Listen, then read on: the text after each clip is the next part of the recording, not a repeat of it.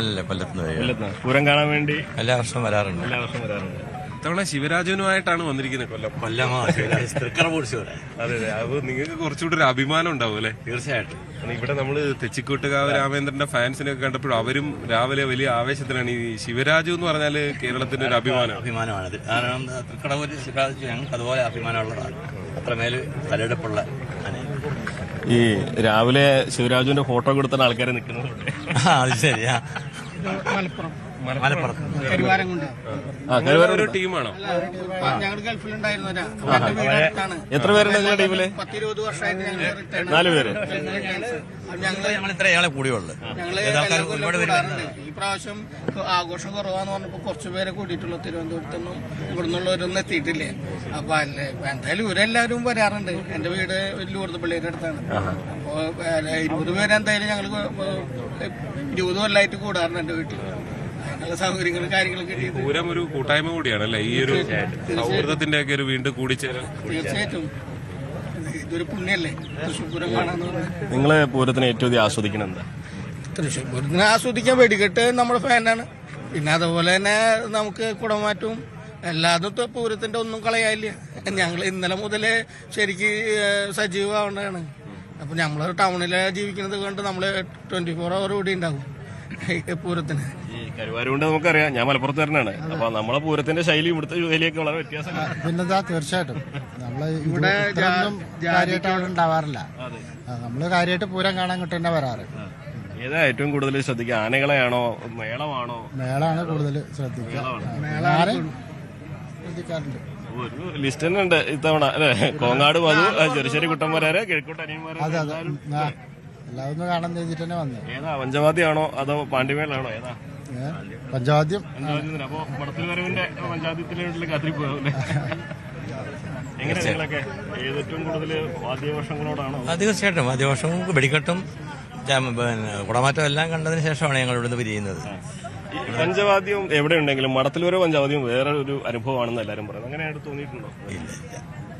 ഏറ്റവും ഇഷ്ടപ്പെടുന്നത് ഇലഞ്ഞിത്ര മേളമൊക്കെയാണ്. കാത്തിരിക്കും 2:30 വരെ കാത്തിരിക്കും, 2 മണി വരെ. ശ്രീധ, നമ്മള് പല ഭാഗങ്ങളിൽ നിന്നായിട്ട് ആളുകൾ ഇങ്ങനെ എത്തിക്കൊണ്ടിരിക്കുന്ന ഒരു ചരിത്രമാണ്.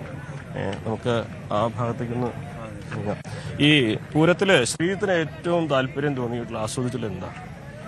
അങ്ങനെ ഒരു ചോദ്യമില്ല. ഈ സ്ഥലത്ത് നിൽക്കുക എന്നുള്ളത് തന്നെ അതൊരു പ്രത്യേക വൈബാണ് എന്നുള്ളത് തന്നെയാണ്. അതില് നമ്മൾ ഈ കാണുന്ന കാഴ്ചകളെല്ലാം ഇപ്പൊ ഈ കണിമംഗല ശാസ്താവ് നടന്നു കയറി പോയില്ലേ, അത് കയറി പോകുന്നത് മാത്രമല്ല, ഞാനിപ്പോ ഇവിടെ നിൽക്കുന്ന സമയത്ത് അങ്ങ് താഴെ നോക്കിക്കഴിഞ്ഞാൽ പലപ്പോഴും ഇടയ്ക്ക് ചില ആനകൾ ഈ മറ്റേ ഏതെങ്കിലും ഒരു സ്ഥലത്തിന്റെ എഴുന്നള്ളപ്പിന് വേണ്ടി പോകും. അതിങ്ങനെ ചിലപ്പോൾ ഒറ്റയ്ക്ക് പോകുന്നതായിരിക്കും.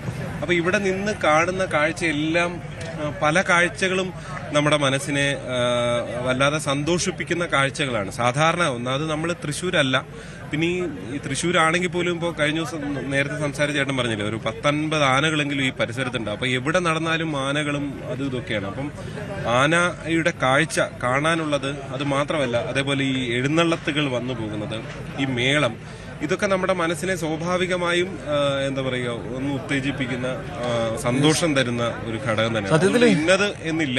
മേളത്തിന്റെ ഒരു അനുഭൂതി വേറെ തന്നെയാണ്. അത് കൊട്ടിക്കയറുമ്പോൾ ഉണ്ടാവുന്ന, അത് കാലങ്ങൾ കൊട്ടിക്കേറി ഒരു താളഗോപുരം തീർത്തങ്ങ് പോകുമ്പോ പിന്നെ അവസാനം ഒരു പെരുമഴ പോലെ പെയ്തിറങ്ങുകയാണ്. അല്ലാതെ ഇന്നലെ നമ്മൾ അത്ര കിലോമീറ്റർ നടന്നിട്ടാണ് നീതലക്കാവിന്റെ കൂടെ. പക്ഷെ അവിടുന്ന് അനിയേട്ടന്റെ നേതൃത്വത്തിലുള്ള ആ മേളം അത് 1.5 മണിക്കൂർ ഉണ്ടായിരുന്നു. പെയ്തിറങ്ങായിരുന്നു ശരിക്കും. സത്യം പറഞ്ഞാല് അത്രമാത്രം നമ്മളെ ഫ്ലോ വല്ലാത്തൊരു അനുഭൂതി, മനസ്സിലൊരു ഇത്തിരി താളം ഉണ്ടെങ്കിൽ ആരും അതിൽ പിടിച്ചു പോകുന്നുള്ളതാണ് അതിന്റെ ഒരു അവസ്ഥ. ചേട്ടൻ ഇവിടുത്തെ തൃശ്ശൂരാരനാണോ? ഞാൻ പറവൂരുള്ള നോർത്ത് പറവൂർ. പൂരത്തിന് വേണ്ടി എല്ലാ വർഷവും വരാറുണ്ട്. അതിരാവിലെ ഒരു 6:30 എത്തും. 5 മണിക്ക് വീട്ടിൽ നിന്ന് വരും. എല്ലാ വർഷവും വരും. നീ എപ്പോഴാ തിരിച്ചു പോകുന്നത്? എല്ലാം കഴിഞ്ഞു? ഇല്ല, പാറമേക്കാവ് 2 മണിയാകുമ്പോൾ പോകും. നിൽക്കില്ല, ഉച്ച വരെ 2 മണി വരെ. ഇതില് ഏറ്റവും അധികം കാണാൻ ആഗ്രഹിക്കുന്നത് എന്താ? കാണാതിരിക്കുന്ന ഈ പ്രത്യേകിച്ച് ആനകളെ, ചമയമില്ലാതെ ആനകളെ കാണാൻ ഏറ്റവും കൂടുതലായിട്ട്. പിന്നെ അത് കഴിഞ്ഞ ആനകളൊക്കെ എന്ന് പറഞ്ഞു കഴിഞ്ഞാല് ചമയം കെട്ടിക്കഴിഞ്ഞിട്ട് ആ നിൽക്കുന്നത്, ആ പാനഞ്ചെണ്ണം പാറമേക്കാവ് ഇറങ്ങി വന്നു കഴിഞ്ഞിട്ട് ആ പാനഞ്ചെണ്ണം അവിടെ നിരന്ന് നിൽക്കുന്നത്, ആ പ്രൗഢഗംഭീരമായ ആ ഒരു ഒരു വല്ലാത്ത ഫീലാണ്. ഒരു ഫീലാണ് അത്. ആനകളെ കരിവീരന്മാരാണ് കാണണം, തനത് സൗന്ദര്യത്തില്.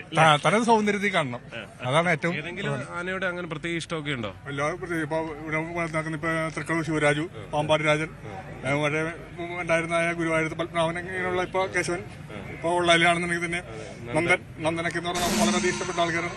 പിന്നെ ഞങ്ങളുടെ നാട്ടിലാണെങ്കിൽ മൂത്തൊന്ന് ആനയുള്ളതാണ്. മൂത്തൊന്ന് പത്മനാഭൻ എന്ന് പറഞ്ഞ ആന ഉണ്ട്. മൂത്തൊന്ന് തന്നെ 3 ആന നേരത്തെ ഉണ്ടായിരുന്നു. ചങ്ങരൻകുട്ടി, മണി, കുട്ടപ്പൻ ആനകളൊക്കെ ഉണ്ടായിരുന്നു. അപ്പോ ആനയോട് ആനയെ കാണാനാണ് വരുന്നത്. ഇത്രയും ആനകൾ ഒരുമിച്ച് കാണുന്നത് ഒരുമിച്ച് കാണാന്ന് പറഞ്ഞാലും അതുതന്നെയല്ല ഈ പൂരത്തിന്റെ പോലെ. അത് ശരിക്കും പൂരങ്ങളുടെ പൂരം തന്നെയല്ലേ. അതെ അതെ, എല്ലാ അർത്ഥത്തിലും ഇതിലും വലിയൊരു ചടങ്ങ്. ആനകളുടെ എണ്ണാണെങ്കിലും മേളക്കാരുടെ എണ്ണാണെങ്കിലും മേളവും എല്ലാം ഇതൊരു പൂരങ്ങളുടെ പൂരം തന്നെയാണ്. തീർച്ചയായും ഉപമയ്ക്ക് ഒപ്പം വെക്കാൻ പറ്റിയ ഒരു പൂരം വേറെ ഇല്ല കേരളത്തിൽ. എന്താണെങ്കിലും അതുകൊണ്ട് തന്നെ എല്ലാം ആസ്വദിച്ച് തന്നെ. ഒറ്റയ്ക്കാണോ? വേറെ ആരും? ഒറ്റയ്ക്കാണ്. ഇങ്ങനെ കറങ്ങി എല്ലാവരും നടക്കും. അത് വല്ലാത്തൊരു അനുഭവമാണ്. എല്ലാ വർഷവും വരെയും ചെയ്യും. അത് പോകാൻ്റെ കാര്യം ഞങ്ങളിവിടെ എത്തിക്കാറുണ്ട്. അതെ അതെ, തിരക്കും കാര്യങ്ങളൊക്കെ ആയിട്ട് അല്ലെങ്കിൽ എന്തെങ്കിലും കാരണവശാൽ ഇന്ന് വരണ്ടെന്ന് കരുതിയാലും എത്തിക്കും. ഭവാനെത്തിക്കും. എന്തായാലും പൂരം മനോഹരമാവട്ടെ. ഓരോരുത്തർക്കും ഓരോ തരത്തിലാണ് ഈ പൂരത്തിന്റെ ആസ്വാദനം. ചേട്ടൻ പറഞ്ഞില്ലേ, ഒറ്റയ്ക്ക് വന്ന് ആനകളെല്ലാം കണ്ട് അതിന്റെ ഒരു ആസ്വാദനത്തിലങ്ങ് പോകുന്നതാണ്. അതായത് ഈ സ്ഥലത്ത് നിൽക്കുമ്പോൾ കിട്ടുന്ന ഒരു സന്തോഷമുണ്ടല്ലോ. ചിലർക്ക് തിരക്ക് ഇഷ്ടമാവണമെന്നില്ല, പക്ഷെ അങ്ങനെയുള്ളവർ തിരക്കിൽ കയറാതെ ഇവിടെ നടന്ന് ആസ്വദിക്കാൻ പറ്റുന്ന ഒരുപാട് സാഹചര്യമുണ്ട്. ഇതൊരു സ്ഥലം മാത്രമല്ലല്ലോ, ഇതിപ്പോൾ എവിടെ ചെന്നാലും ഇപ്പോൾ നമ്മൾ പാറമേക്കാവിൻ്റെ അവിടെ ചെന്ന് കഴിഞ്ഞാൽ അവിടെ പല ഒരുക്കങ്ങളും നടക്കുന്നുണ്ടാവും. അതേപോലെ ഘടകപൂരങ്ങളുടെ എവിടെയെങ്കിലും ചെന്ന് കഴിഞ്ഞാൽ അവിടെ ഉണ്ടാവും. അങ്ങനെ അതിൻ്റെ കൂടെ വേണം എഴുന്നള്ളത്തിൻ്റെ കൂടെ നടന്നു വരാം. അങ്ങനെ പലതുണ്ട് ഇതില്. നമുക്കിനി ഏറ്റവും പ്രധാനപ്പെട്ട ചില കാത്തിരിപ്പുകളുണ്ട്. അതൊന്ന് രാമന്റെ ഒരു വരവിന് വേണ്ടിയിട്ട് തന്നെയാണ്, അല്ലേ? രാമൻ എവിടെ എത്തും, എപ്പോഴെത്തും എന്നുള്ളതൊക്കെയാണ് അറിയേണ്ടത്. ധനേഷിന്റെ സ്വന്തം ടീമാണല്ലോ തെച്ചിക്കോട്ടുകാവ് വരെ. എപ്പോഴെത്തും, എന്താ അറിയുന്നത്? ആന അമ്പലത്തിൽ നിന്ന് ഇറങ്ങിയത്, നേരെ ചെമ്പുകാവ്. അവിടെ നിന്ന് നോക്കണ്ടല്ലോ, അതൊരു പൂരായിട്ട് അവിടെ നിന്ന് ആൾക്കാർ വരിക. അത്രയും തിരക്കായിരിക്കും. തൃക്കടൂര് നല്ല ആനയാണ്. എല്ലാവരും പറഞ്ഞു തൃക്കടൂരാണ് ഏറ്റവും ഗംഭീര ആന വന്നിരുന്നത്. പക്ഷെ തൃക്കടൂര് നല്ല ആനയാണ്, നാട്ടാനൊക്കെ സൂപ്പറാണ്. പക്ഷെ രാമനെ വെട്ടാൻ രാമൻ മാത്രമേ ഉള്ളൂ. മത്സരത്തിനാണ് തയ്യാറാണ്. മത്സരമില്ല, രാമൻ വന്നാൽ മതി. അതായത് തൃക്കടൂര് ഈ നടയും രാമൻ അപ്പുറം നടയുന്നത്. ഇവിടെ ഒരു 10,000 ആണെങ്കിൽ അപ്പുറത്ത് 1 ലക്ഷം പേരുണ്ടാവും. അതാണ് രാമന്റെ പവർ.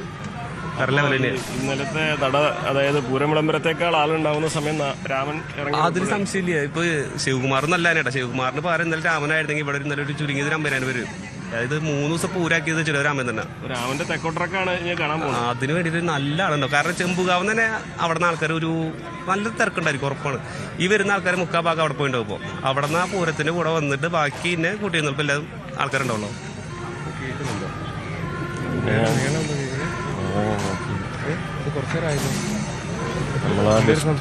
അവിടെ നിന്നുള്ളതാണ്.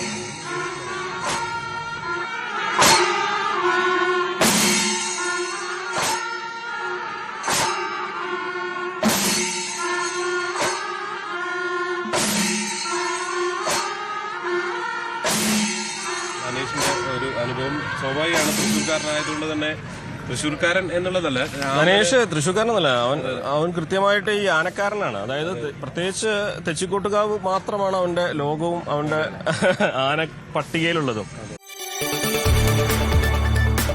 കൂടുതൽ വാർത്തകൾക്ക് News 18 Keralam YouTube channel subscribe ചെയ്യുക.